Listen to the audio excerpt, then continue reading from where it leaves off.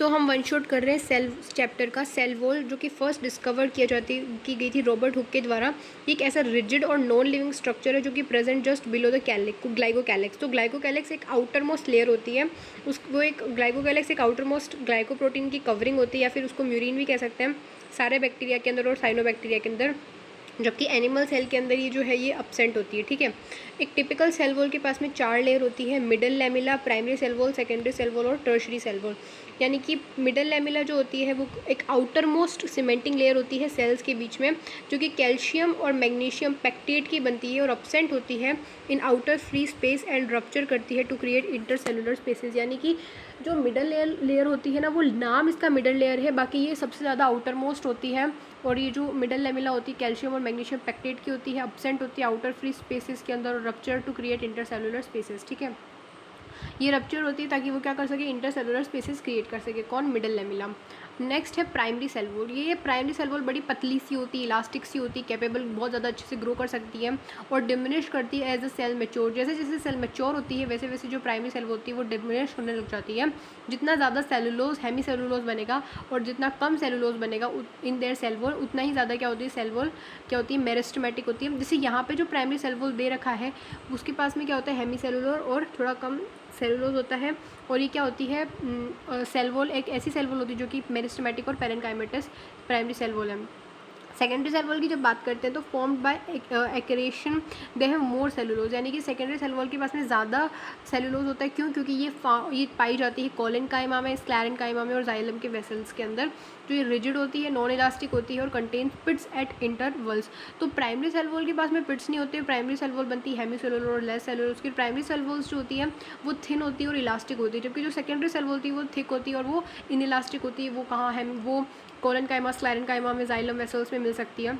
जो tertiary cell wall होती है it is present occasionally purely cellulosic और sometime contain xylem found in the tracheids of gymnosperm. तो tertiary cell wall एक ऐसी सेल वॉल होती है जो प्योरली सेलुलोजिक होती है, यानी कि कंप्लीट सेलुलोज की बनती है। जैसे सेकेंडरी सेल वॉल्स की हमने बात की जो पाई जाती है कोलेनकाइमा में, स्क्लेरेनकाइमा में, जबकि जब हम टर्शरी सेल वॉल की बात करते हैं वो कंप्लीटली सेल वॉल की बनती है और क्या होता है, contain xylem found in the tracheids of gymnosperms.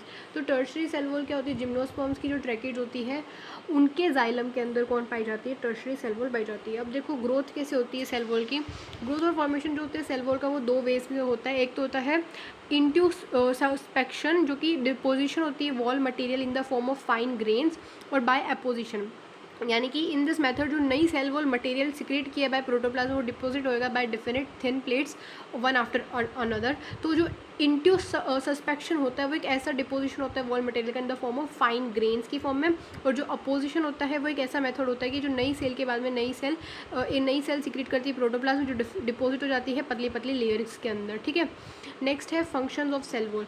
तो ये जो मेंटेन करती है सबसे पहले प्लांट सेल्स की शेप और प्रोटेक्ट करती है मैकेनिकल इंजरी से मैकेनिकल इंजरी से प्रोटेक्ट करती है। और ये क्या होती है, it ward of the effect of pathogen. ठीक है, फिर हम बात करते हैं प्लाज्मा मेम्ब्रेन की। It contain 58 to 59% protein. जो प्लाज्मा मेम्ब्रेन होता है उसके अंदर 58 to 59% क्या होता है, प्रोटीन होता है। और फिर थोड़ा सा क्या होता है, लिपिड होता है। लिपिड कितना 40% और 12% इसके अंदर 1 से 2% इसके अंदर कार्बोहाइड्रेट्स होता है। ठीक है, फिर हम बात करते हैं to explain the structure of plasma membrane. बहुत सारे मॉडल्स प्रपोज किए जाते हैं बाय डिफरेंट साइंटिस्ट। जैसे सैंडविच मॉडल कह दो, यूनिट मेम्ब्रेन मॉडल हो गया। जो सैंडविच मॉडल है ना वो एक ऐसा मॉडल है जो कि डैनियल और डेवसन ने दिया था। और प्लाज्मा मेम्ब्रेन जो है वो 3 लेयर की बनती है। Lipid layer of unidentified thickness is a sandwich between 2 layers of hydrated globular protein. तो हाइड्रेटेड ग्लोबुलर प्रोटीन के बीच में मतलब कि एक लिपिड लेयर होती है जो कि अनआइडेंटिफाइड थिकनेस की होती है, जिसको सैंडविच किया जाता है between 2 layer of hydrated globular protein, उसको हम कहते हैं सैंडविच मॉडल। फिर एक यूनिट मेम्ब्रेन मॉडल होता है जो बताता है कि एक हाइड्रोफिलिक हेड होता है, एक हाइड्रोफोबिक टेल होती है, लिपिड बाइलेयर होती है। ठीक है, ये होता है यूनिट मेम्ब्रेन मॉडल। और एक होता है फ्लूइड मोज़ेक मॉडल जो कि वाइडली एक्सेप्टेड है, जो कि bimolecular lipid membrane interrupted bye protein of different types of mosaic nature. और इस प्रोटीन फ्लोट करता है फॉस्फोलिपिड बाइलेयर में, जिसको हम फ्लूइड नेचर भी कहते हैं। तो ये बताता है कि हमारी जो प्लाज्मा मेम्ब्रेन है उसका मोज़ेक नेचर होता है और फ्लूइड नेचर होता है। जो एक्सट्रेंसिक प्रोटीन जो अटैच होते हैं पोलर सरफेस ऑफ लिपिड से, इंट्रेंसिक जो कि मेम्ब्रेन स्पैनिंग से अटैच होते हैं। फिर टनल प्रोटीन, हाइड्रोफोबिक टेल और हाइड्रोफिलिक टेल होती है। अब देखो फंक्शंस जो हम प्लाज्मा मेम्ब्रेन के देखें जो सेल मेम्ब्रेन होती है वो क्या करती है, कंपार्टमेंटलाइजेशन करती है, जो सेपरेट होते हैं cell from the external environment और organelle covering. They also allow the cell organelle to maintain their identity, internal environment and functional individuality. जो प्लाज्मा मेम्ब्रेन होते हैं वो प्रोटेक्ट करते हैं सेल को फ्रॉम इंजरी से, और जो प्लाज्मा मेम्ब्रेन होते हैं वो अलाउ करते हैं flow of material information between different organelle of the same cell as well as between one cell to another. ठीक है, और जो प्लाज्मा और डेस्मेटा का और गैप जंक्शन और प्लाज्मा डेस्मेटा होते हैं, the biomembrane provide organic connection between adjacent cells. Nucleus, जिसको हम कैरियन भी कहते हैं, वो सबसे पहले डिस्कवर किया था रॉबर्ट ब्राउन के द्वारा। In the cell of orchid trees, यानी कि जो न्यूक्लियस था उसको ऑर्किड ट्रीज के अंदर सबसे पहले रॉबर्ट ब्राउन जी ने डिस्कवर किया था। और एक डार्कली स्टैंड होता है, स्फेरिकल होता है, लार्जेस्ट सेल ऑर्गेनल होता है, जिसके पास में 9 से 12% DNA, 15% हिस्टोन, बेसिक प्रोटीन कह लो, फिर 15% एंजाइम, 5% RNA, 3% लिपिड, 65% एसिड और न्यूट्रल प्रोटीन्स पाए जाते हैं। न्यूक्लियस के पास में आउटर डबल लेयर होती है, nuclear membrane with nuclear pore. एक ट्रांसपेरेंट ग्रैनुलर मैट्रिक्स होता है जिसको हम न्यूक्लियोप्लाज्म या फिर कैरियोलिम्फ कहते हैं, जिसके पास में क्या होता है, क्रोमेटिन नेटवर्क प्रेजेंट होता है DNA का, और हिस्टोन, और डायरेक्टली सस्टेनेबल स्फेरिकल बॉडीज को अपन न्यूक्लियोलस कहते हैं। अब देखो जो क्रोमोसोम्स होते हैं ये वो एक ऐसे रोड शेप के thread like condense chromatin fibre होते हैं जो अपीयर होते हैं ड्यूरिंग कैरियोकाइनेसिस। हर क्रोमोसोम के पास में 2 हाफ क्रोमेटिड होते हैं जो कि अटैच होते हैं एक दूसरे के साथ में बाय सेंट्रोमेर या फिर प्राइमरी कॉन्स्ट्रिक्शन।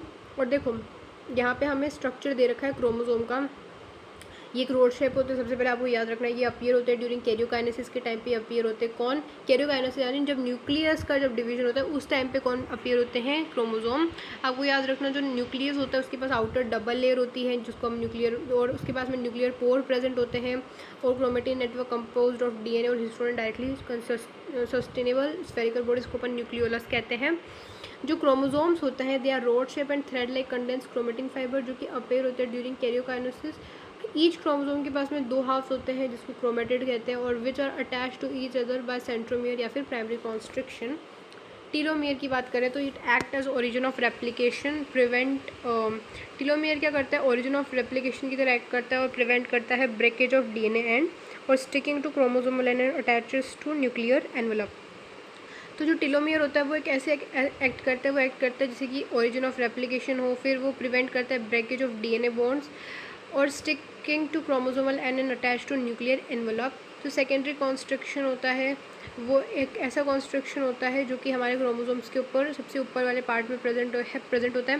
प्राइमरी कॉन्स्ट्रक्शन सबके अंदर प्रेजेंट होता है क्योंकि ये सबसे ज़्यादा इंपॉर्टेंट होता है, क्योंकि यहाँ पे क्या होता है, काइनेटोकोर इज़ बाउंडेड, यहाँ पे काइनेटोकोर बाउंडेड होता है, और स्पिंडल फाइबर भी यहाँ पे अटैच करते हैं प्राइमरी कॉन्स्ट्रक्शन के ऊपर, क्योंकि यहाँ पे स्पिंडल फाइबर अटैच करते हैं ड्यूरिंग सेल डिवीजन, और क्रोमेटिड्स होते हैं वो भी held together at this point. ठीक है, फिर एक क्रोमोसोम का स्ट्रक्चर है, यहाँ पे एक टीलोमेयर जो होता है, टीलोमेयर सबसे ऊपर वाला पार्ट होता है जो एक्ट करता है as a origin of replication, ताकि क्या होता है वो प्रिवेंट करता है ब्रेकेज ऑफ DNA के एंड, यानी कि DNA के एंड टूटे ना। जो टीलोमियर होता है ना वो ऐसे एक्ट करता है जैसे ओरिजिन ऑफ रेप्लिकेशन, यानी कि वो रेप्लिकेट करने का ओरिजिन हो, और वो DNA के एंड को तोड़ने से बचाता है, और ताकि और क्या करता है क्रोमोसोम के एंड से स्टिक कर जाता है, और क्या करता है end attach to nuclear envelope. तो न्यूक्लियर एनवेलप के भी अटैच होता है टीलोमेयर। तो टीलोमेयर का बहुत इंपॉर्टेंट फंक्शन है क्रोमोसोम के अंदर। सेकेंडरी कॉन्स्ट्रिक्शन होता है, वहाँ पे भी देखो हम दे रखा है long arm Y chromosome of human. Chromonema क्या होता है? कॉइल्ड क्रोमेटिन होता है जो कि क्या होता है, एक सिंगल मॉलिक्यूल होता है DNA का, डुप्लेक्स की फॉर्म में प्रेजेंट होता है। एक कॉइल्ड क्रोमेटिन है और containing a single molecule of DNA duplex, जिसको हम क्रोमोनेमा कहते हैं। फिर हम बात करते हैं न्यूक्लियोलस की। तो फॉर्म होता है by nucleolar organizer during the reconstruction phase after mitosis. तो माइटोसिस के बाद में जब रिकंस्ट्रक्शन का फेज़ होता है तब न्यूक्लियोलस बन जाता है। और सैटेलाइट आपको पता है एक शॉर्ट पार्ट होता है क्रोमोसोम का जिसके पास में कोई थाइमिन नहीं होता इन देयर न्यूक्लिक एसिड, बस chromosome contain satellite are called SAT chromosome. तो सैटेलाइट के पास में कोई थाइमिन प्रेजेंट नहीं होता। सबसे पहली बात तो क्रोमोसोम को हम एसैट क्रोमोसोम कहते हैं जिसके पास में सैटेलाइट DNA सैटेलाइट प्रेजेंट हो। ठीक है, तो ये हो गया हमारे क्रोमोसोम का मस्त सा स्ट्रक्चर। फिर हम देखते हैं क्रोमोसोम के टाइप्स। तो क्रोमोसोम के कितने टाइप होते हैं? अगर उसकी पोजीशन की बात करें तो पोजीशन के बेसिस पे सब मेटासेंट्रिक, एक्रोसेंट्रिक, मेटासेंट्रिक और टीलोसेंट्रिक होते हैं। और नंबर की बेस पे बात करें तो एसेंट्रिक, जिसके पास में कोई सेंट्रोमियर प्रेजेंट नहीं होता, मोनोसेंट्रिक जिसके पास एक होता है, डाइसेंट्रिक 2 होते हैं, और पॉलीसेंट्रिक यानी कि बहुत सारे होते हैं। अगर कोई सेंट्रोमियर नहीं है तो उनका सेल डिवीजन नहीं होगा, अगर एक है तो वो कॉमन है, और डाइसेंट्रिक है तो यानी कि उसका रिजल्ट होगा ट्रांसलोकेशन, और पॉलीसेंट्रिक है तो यहाँ पे क्या होगा, डिफ्यूज्ड लेंथ होगी अलोंग द डिफ्यूज होगी वो अलोंग एंटायर लेंथ। फिर कुछ क्रोमोसोम्स के बारे में, क्रोमोसोम के टाइप दे रखे हैं कि कुछ सुपर न्यूमेरी बी क्रोमोसोम्स होते हैं, कुछ एस एंड ई क्रोमोसोम्स होते हैं, कुछ पोलिटीन या फिर सेलाइवरी ग्लैंड क्रोमोसोम होते हैं, या फिर कुछ लैम्प ब्रश क्रोमोसोम्स होते हैं। तो ये कुछ क्रोमोसोम्स के टाइप्स दे रखे हैं, ठीक है। फिर यहाँ पे ये भी क्रोमोसोम्स के टाइप्स हैं। फिर हम पढ़ते हैं ऑटोसोम्स को। तो ऑटोसोम्स क्या होते हैं, somatic chromosome which do not take part in fertilization process, these are called allosomes, और ये 44 इन नंबर होते हैं। यानी कि जो ऑटोसोम्स क्या होते हैं, सोमेटिक क्रोमोसोम होते हैं जो कि फर्टिलाइजेशन प्रोसेस में पार्ट नहीं करते, और इनको हम एलोसोम्स कहते हैं, जो कि 44 इन नंबर होते हैं। सेक्स क्रोमोसोम्स क्या होते हैं, these are involve in fertilization process और हेल्प करते हैं to pass information from one generation to other, जिसको अपन क्या कहते हैं, सेक्स क्रोमोसोम। जो क्रोमोसोम्स होते हैं उनका फंक्शन क्या होता है, ये कैरी करते हैं hereditary information in the gene from parents to offspring. जो सेट होता है यानी कि स्टैंड्स फॉर सैटेलाइट या फिर sine acid thymone nucleonics means, इसका मतलब जो थाइमिन कंटेनिंग एसिड होता है वो क्या होता है, एब्सेंट होता है जिनके अंदर, वो क्रोमोसोम क्या करते हैं, वो क्रोमोसोम बनाते हैं nuclei and daughter cell and nucleolar organizer region. तो जो सेट होते हैं जिनके पास में थाइमोन्यूक्लियस प्रेजेंट नहीं होता, वो क्या करते हैं, डॉटर सेल के अंदर न्यूक्लियर ऑर्गेनाइजर रीजन बनाते हैं at the phase of chromosome. तो आपको समझ में आ गया होगा ऑटोसोम्स क्या होते हैं, जो फर्टिलाइजेशन में पार्टिसिपेट नहीं करते, उसको एलोसोम भी कहते हैं। सेक्स क्रोमोसोम क्या होते हैं, जो हेटेरोसोम्स भी होते हैं। फिर वो अंडरगो करते हैं क्रॉसिंग ओवर म्यूटेशन एंड दस कंट्रीब्यूट टू द एवोल्यूशन। अब हम पढ़ते हैं माइटोकॉन्ड्रिया। जो माइटोकॉन्ड्रिया होता है वो स्फेरिकल होता है, रॉड शेप का होता है, 2 उसकी लेयर होती है। कोलिकर ने इसको डिस्कवर किया था, और ये कहाँ, स्टीरिएटेड मसल्स के अंदर डिस्कवर किया था, इसको अपन सार्कोसोम कहते हैं। तो सबसे पहले फॉर्मेशन ऑफ एटीपी का काम होता है, इसलिए हम इसको पावर हाउस कहते हैं। देखो इसके आउटर मेम्ब्रेन जो है स्मूथ और स्ट्रेट लिमिटिंग मेम्ब्रेन होती है। क्रिस्टी इसके अंदर प्रेजेंट है, जो कि सिंपल या ब्रांच ट्यूबुलर रिजेस, जो कि इनकम्प्लीट है, देयर डेंसिटी इंडिकेट करता है इंटेंसिटी ऑफ रेस्पिरेशन। तो आउटर मेम्ब्रेन जो है स्मूथ और स्ट्रेट है। क्रिस्टी जो है वो सिंपल या फिर ब्रांच ट्यूबुलर रिजेस होते हैं जो इनकम्प्लीट होते हैं, यानी कि ऐसे सिंपल और अनब्रांच ट्यूबुलर स्ट्रक्चर जो कि इनकम्प्लीट हो, उनकी डेंसिटी। और देखो मैट्रिक्स क्या होता है, matrix contain soluble enzyme of Krebs cycle and one और मोर सर्कुलर डीएनए मॉलिक्यूल। तो मैट्रिक्स एक ऐसा स्ट्रक्चर होता है जहाँ पे सॉल्युबल एंजाइम होते हैं क्रेब्स साइकिल के, और एक से ज़्यादा सर्कुलर डीएनए मॉलिक्यूल होते हैं, आरएनए और राइबोसोम। क्रिस्टी सिंपल और branch tubular ridges which are incomplete, their density indicate the intensity of respiration. Cristae क्या होते हैं, जितना ज़्यादा इनका जो डेंसिटी होगी उतना हमें पता चलेगा रेस्पिरेशन की इंटेंसिटी। इनर मेम्ब्रेन, जो इनर मेम्ब्रेन होती है वो infolded form number of plate like septa, जिसको अपन क्रिस्टी कहते हैं। फिर जो डीएनए होता है अपन को पता है naked circular make mitochondria semi autonomous. Ribosome they resemble prokaryotic ribosome, जो कि 55 to 70 राइबोसोम होता है। जब हम F0 F1 पार्टिकल्स की बात करते हैं तो देखो ये किस तरीके से हमारे इनर और आउटर मेम्ब्रेन के बीच में लगा हुआ है।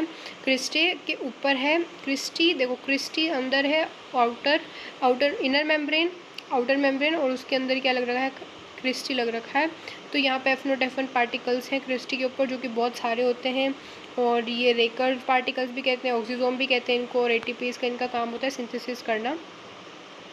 तो ये हो गया हमारा पूरा बढ़िया सा माइटोकॉन्ड्रिया रेडी। नेक्स्ट हम देखते हैं क्या इसके अंदर कुछ और इम्पोर्टेंट दे रखा है, बट ये F0 F1 पार्टिकल का स्ट्रक्चर दे रखा है, जिसमें एक एटीपी होता है, एडीपी से एटीपी बन जाता है, और यहाँ पे बेस नीचे प्रेजेंट होता है जहाँ पे रोटेटिंग कार्बन की रिंग प्रेजेंट होती है। प्रोटॉन हाफ चैनल होता है और एक्सोप्लाज्मिक मीडियम होता है यहाँ पे। और यहाँ पे क्या होता है, बेस आइसोलेटेड होता है as F0 present within the inner mitochondrial membrane. ठीक है, जो फंक्शन है माइटोकॉन्ड्रिया के वो सिंथेसाइज और स्टोर करता है एटीपी ड्यूरिंग एरोबिक रेस्पिरेशन, और कंटेन करता है बहुत सारे लिपिड सिंथेसाइजिंग एंजाइम।